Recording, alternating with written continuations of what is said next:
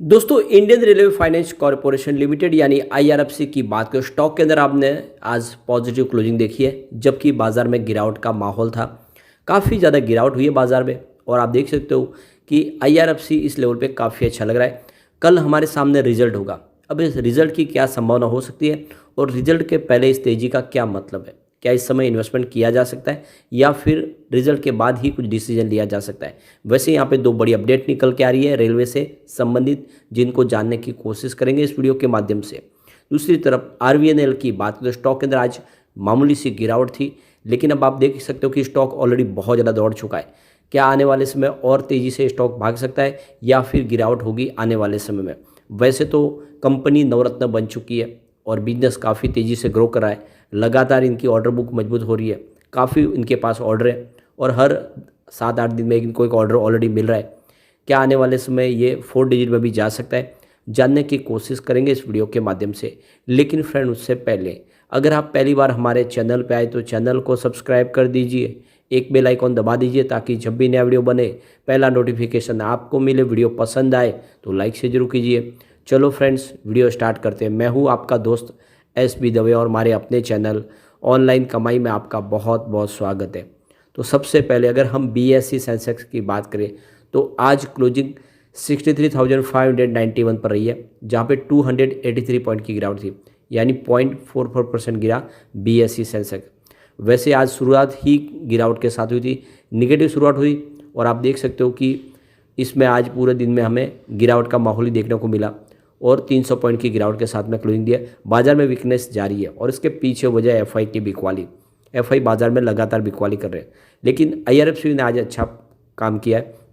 देख सकते हो स्टॉक की शुरुआत ही पॉजिटिव हुई 72.95 पर। कल की क्लोजिंग थी 72.60 के आसपास। इंट्राडे में 73.40 का हाई भी बना, लेकिन जो लो है वो 72.50 का है। यानी कुछ समय के लिए स्टॉक आपको रेड जोन में जाता हुआ दिखाई देगा, लेकिन फिर खरीदारी के दम पे फिर से पॉजिटिव क्लोजिंग देखने को मिली है। क्लोजिंग 73.15 के आसपास रही, जहाँ पे 0.76% की तेजी थी। अब तेजी बड़ी तो नहीं है क्योंकि बाजार में भी 300 पॉइंट की गिरावट थी। इसकी परफॉर्मेंस अगर आप देखें तो 25 अक्टूबर को स्टॉक 70.30 के आसपास था, 2.6% की गिरावट हुई थी। 26 अक्टूबर की बात करें क्लोजिंग 70.20 के आसपास, जहाँ पे 0.1% की फिर से गिरावट हुई। लेकिन 27 अक्टूबर को देखें तो स्टॉक आ गया फिर से 71.95 पर 2.5% की तेजी के साथ। 30 अक्टूबर की बात करें तो क्लोजिंग 72.75 के आसपास, जहाँ पे 1.1% की तेजी बनी। तो जो दो ट्रेडिंग सेशंस में गिरावट होती उतनी फिर से अच्छी खासी रिकवरी हो गई 2 दिन में और फिर 31 अक्टूबर को फिर से स्टॉक में मामूली गिरावट हुई 72.60 के आसपास। स्टॉक आया 0.2% की गिरावट के साथ और आज फिर से थोड़ी सी तेजी हमने देखी है। कुल मिला के स्टॉक इस समय कंसोलिडेशन मोड में दिखाई दे रहा है। अब कल बहुत बड़ा दिन है आईआरएफसी के लिए। आईआरएफसी कल अपने Q2 के रिजल्ट का ऐलान करेगी। अब रिजल्ट बेहतर होगा तो फिर एक शानदार तेजी की शुरुआत फिर होगी, नया इसको ट्रिगर मिल सकता है। साथ में कंपनी डिविडेंड का ऐलान भी करेगी।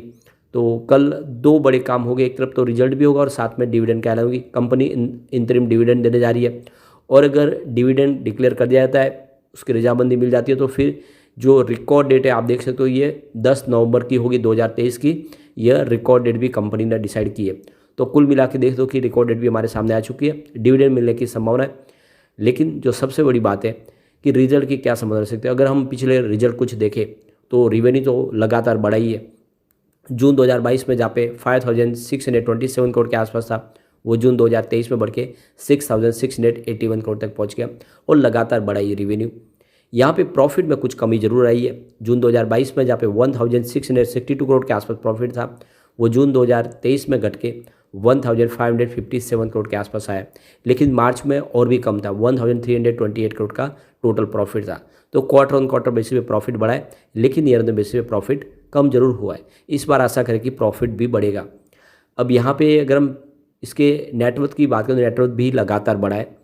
जून 2022 में जहाँ पे 42,657 करोड़ के आसपास था, वो जून 2023 में बढ़ के 47,034 करोड़ तक पहुँच गया है। तो ये आंकड़े उत्साहवर्धक है। वैसे ओवरऑल अगर पूरे साल का रिजल्ट देखें तो आपको प्रॉफिट हमेशा बढ़ता हुआ दिखाई देगा। जहाँ पे 2019 में मात्र 2,255 करोड़ का प्रॉफिट था, वो 2023 में बढ़ के 6,337 करोड़ तक पहुँच गया है। वैसे 2022 और 23 के मुकाबले देखें तो प्रॉफिट में ज़्यादा बढ़त नहीं हुई है जैसी पहले हुई है, लेकिन ओवरऑल कंपनी लगातार प्रॉफिट में बनी हुई है। यहाँ पे अगर हम इसके शेयर होल्डिंग पैटर्न को देखें तो फिलहाल सरकार की होल्डिंग 86.36% के आसपास है। आने वाले समय इसको 75% के आसपास लाना होगा। यहाँ पे म्यूचुअल फंड ने अपनी होल्डिंग ज़बरदस्त ट्रिम कर ली है। 0.77% की होल्डिंग थी जून में, सितंबर में 0.5% की होल्डिंग रह गई है। तो म्यूचुअल फंड ने अपनी प्रॉफिट बुकिंग कर ली है IRFC में। इंश्योरेंस कंपनी ने भी अपनी होल्डिंग ट्रिम की है। 1.25% की होल्डिंग थी जून में, जो सितंबर में 1.12% के आसपास ही है। तो यहाँ पे इंश्योरेंस कंपनी की तरफ से भी प्रॉफिट बुकिंग की गई है।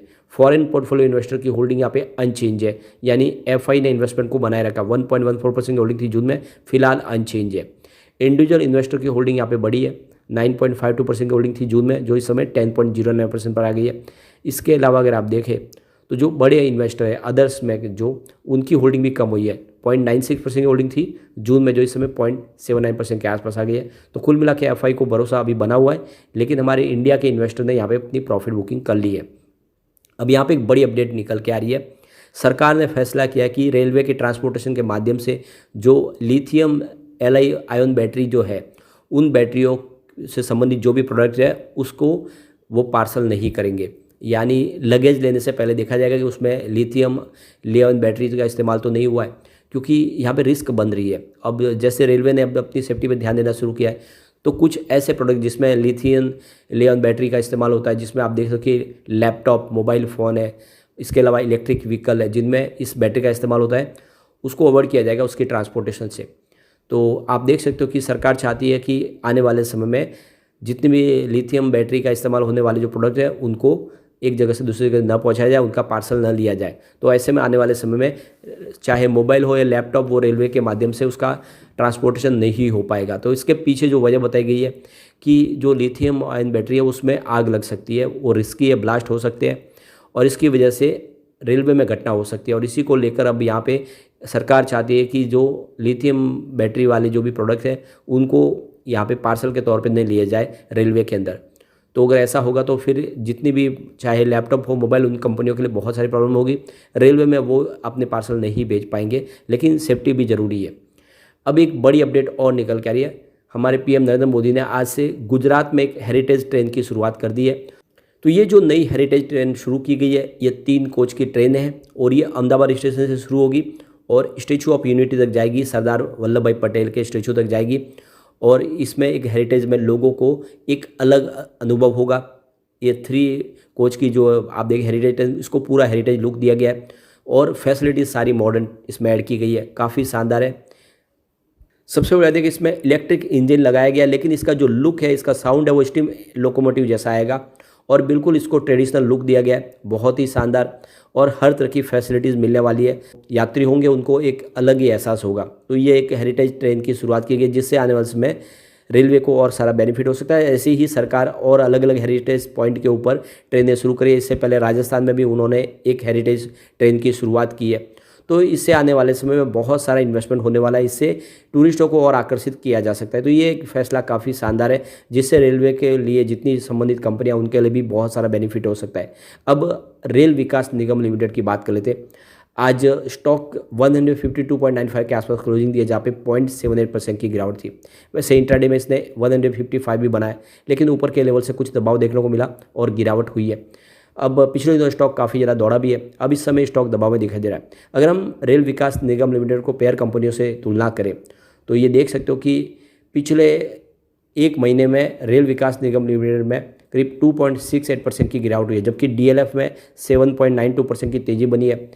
देख सकते हो कि फोनिक्स मिल्स में 4.63% की तेज़ी बनी है। इसके अलावा प्रेस्टीज स्टेज प्रोजेक्ट में 19% की तेज़ी बनी है। IRB इंफ्रा में 0.62% की गिरावट थी। ब्रिज इंटरप्राइज भी 0.57% दौड़ा है। NBCC में 16% की शानदार तेज़ी बनी है। NCC लिमिटेड में 8% की तेज़ी बनी है। PNC इंफ्राटेक में 3% की तेज़ी है। तो यहाँ पे लूजर 2 बने हैं, IRB इंफ्रा और रेल विकास निगम में गिरावट ज़्यादा हुई है। अब यहाँ पे अगर हम 6 मंथ की बात करें, रेल विकास निगम लिमिटेड ने 127% का शानदार रिटर्न दिया, जबकि DLF में 39% की तेज़ी बनी है। फोनिक्स मिल्स में 52% की तेज़ी है और प्रेस्टीज स्टेट प्रोजेक्ट में 61% की तेज़ी बनी है। IRB इंफ्रा में 21% की तेज़ी बनी है। ब्रिज इंटरप्राइज 25% दौड़ा। NBCC में 67% की तेज़ी है। NCC में 53% की तेज़ी बनी है और PNC इंफ्राटेक में 30% की तेज़ी बनी है। तो यहाँ पे आपको सबसे शानदार रिटर्न रेल विकास निगम लिमिटेड का दिखाई देगा दूसरी कंपनियों के मुकाबले। और इसके बाद में आप नंबर 2 पे NBCC इंडिया है जिसने अच्छा रिटर्न दिया है। तो ये क्लियरली समझ सकते हो कि पिछले दिनों स्टॉक ज़बरदस्त दौड़ा है, अब प्रॉफिट बुकिंग की चपेट में आया, थोड़ी सी प्रॉफिट बुकिंग होगी फिर एक नई तेजी के लिए स्टॉक तैयार हो जाएगा।